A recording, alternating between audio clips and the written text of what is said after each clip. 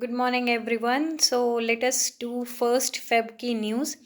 सो आज 1 फरवरी है और हम देखते हैं कि क्या क्या न्यूज़ आर्टिकल्स में है। सबसे पहले वाली न्यूज़ है ईडी अरेस्ट हेमंत। हेमंत कौन थे? वो झारखंड के सीएम हैं, जो मतलब अब नहीं हैं, लेकिन उनको अरेस्ट किया गया था। उनके ऊपर 3 डिफरेंट केसेस चल रहे थे।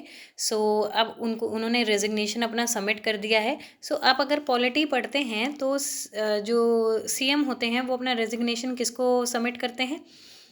क्या आप में से किसी को पता है? तो सीएम हमेशा अपना रेजिग्नेशन सबमिट करते हैं गवर्नर को। यहाँ पे इस फोटो में भी यही हो रहा है। Hemant Soren hands over his resignation to Jharkhand governor CP Radhakrishnan को दिया है। और जो लेफ्ट में चंपई सोरेन है, ये कौन है? ये नए सीएम बन गए हैं। सो बेसिकली हेमंत सोरेन ने रिज़ाइन कर दिया है और man of the forefront on the steer of Jharkhand tipped to be CM. तो सीएम कौन है इस समय? चंपई सोरेन, 68 साल के हैं, ट्रांसपोर्ट मिनिस्टर थे। अब वो क्या हो गए हैं? वो हो गए हैं झारखंड के सीएम। अब उसके बाद Hindu prayers allowed at Gyanvapi basement. अभी हमने कल या परसों की न्यूज़ में देखा था कि 3 औरतें जो हैं वो गई थी कोर्ट में, इलाहाबाद कोर्ट में। उन्होंने अर्जी डाली थी क्योंकि एक ASI archaeological survey of India की रिपोर्ट आई थी जिसमें ये बोला गया था कि 34 idols are found in Gyanvapi basement. जिससे ये पता चलता था कि वो एक हिंदू टेम्पल था पहले, फिर उसको जो है मुस्लिम रूलर्स ने तुड़वा कर मॉस्क बना दिया था। ठीक है। जैसे ही एएसआई की रिपोर्ट बाहर आई, केसेस चलने लग गए और उसके बाद फिर आज ये फैसला आया है जिसमें वाराणसी डिस्ट्रिक्ट के कोर्ट ने क्या किया है, अलाउ कर दिया है Hindus to offer prayers at southern cellar of Gyanvapi Masjid. तो डिस्ट्रिक्ट जज A K Vishwa granted the family of the late priest. अब क्या हुआ, जो प्रीस्ट की जो फैमिली है उनको अलाउ कर दिया गया है।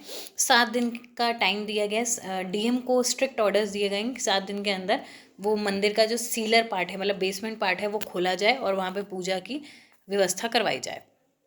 Sanjay Kundu reinstated as Himachal DGP. तो संजय कुंडू जो हैं वो फिर से हिमाचल के डीजीपी बन गए हैं, डायरेक्टर जनरल ऑफ पुलिस।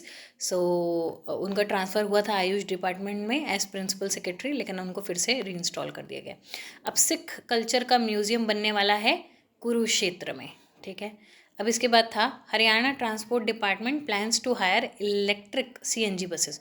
अब जो हरियाणा ट्रांसपोर्टेशन गवर्नमेंट है वो क्या सोच रही है कि भाई डिपार्टमेंट ये सोच रहा है कि हम इलेक्ट्रिक और सीएनजी बसेस पे आएँ, हम फॉसिल फ्यूल्स को ज़्यादा यूज़ ना करें और हम इलेक्ट्रिक बसेस पे। और अब देखो धीरे धीरे सारी चीज़ें ही इलेक्ट्रिक होने जा रही हैं। हर कोई फॉसिल फ्यूल्स को बचाना चाहता है। पेट्रोल और डीजल के प्राइजेस भी बहुत ज़्यादा हैं, तो ये पॉकेट फ्रेंडली भी नहीं है, तो इलेक्ट्रिक व्हीकल्स की तरफ सब कोई मुड़ा है। हम यहाँ पे देखेंगे Rohtak wetlands play a host to avian guest. So एक flock of migratory bar headed geese spotted at Karkana village of Rohtak. तो रोहतक में आपको एक अलग तरह की स्पीशीज़ बर्ड्स दिखेंगी। ये माइग्रेटरी बर्ड्स हैं। तो माइग्रेटरी बर्ड्स क्या होती है? माइग्रेटरी बर्ड्स वो बर्ड्स होती हैं जो कहीं बहुत दूर से ट्रैवल करके एक लोकेशन पे आके रुकती हैं, फिर वो अपना ट्रैवलिंग शुरू करती है, वो माइग्रेटरी बर्ड्स होती हैं। सो कुंदू अभी मैंने आपको बताया है, कुंदू रिस्टॉन्ड एट हिमाचल डीजीपी, फिर से उनको बना दिया गया। अच्छा, अबाउट स्नो लेपर्ड, कल भी हमने पढ़ा था कि स्नो लेपर्ड्स के बारे में यहाँ पे एक सर्वे हुआ है जिस पे ये बताया गया है कि कितने स्नो हैं। 718 स्पीशीज़ जो हैं पाई गई हैं इंडिया में स्नो लिपर्ड्स की। आप उनकी फ़ोटोज़ देखिएगा, बहुत ही खूबसूरत तरह के जानवर होते हैं वो। लद्दाख अलोन में वो 470 पाए गए हैं और 3 जगहों पे वो रहते हैं, हेमस्पीति, नंदा देवी गंगोत्री और कंचिंगजोंगडोंगा तवांग। इन सारी जगहों पे वो रहते हैं।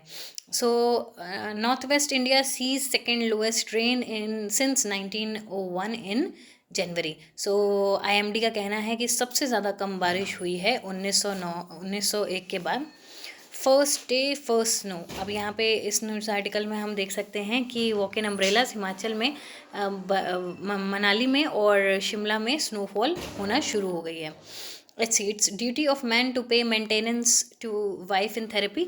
So it's a man's monthly income If a man's monthly income is rupees 7 lakh, maintenance of rupees 60,000 for his homemaker wife suffering from mental ailments can be considered.